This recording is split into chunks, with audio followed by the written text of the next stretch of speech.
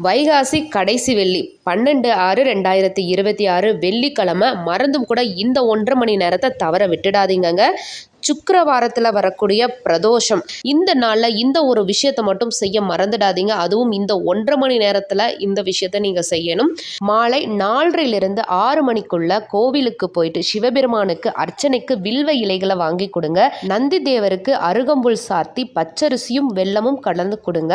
அது மட்டும் இல்லைங்க, இந்த 1.5 மணி நேரத்துக்குள்ள சோமசூத்திர பிரதட்சணம் பண்ணி வழிபடுறது அப்படின்றது எந்த ஒரு தோஷமாக இருந்தாலும், நவ கிரகங்களோட தாக்குதல் எதுவாக இருந்தாலும் அது அத்தனையுமே நம்மளை விட்டு விடுபட்டு போயிடும் அப்படின்றதுல எந்த ஒரு மாற்று கருத்துமே இல்லை.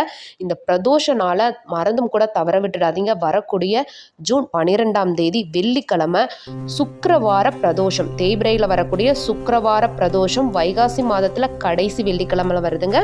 இந்த நாள்ல சிவபெருமானையும்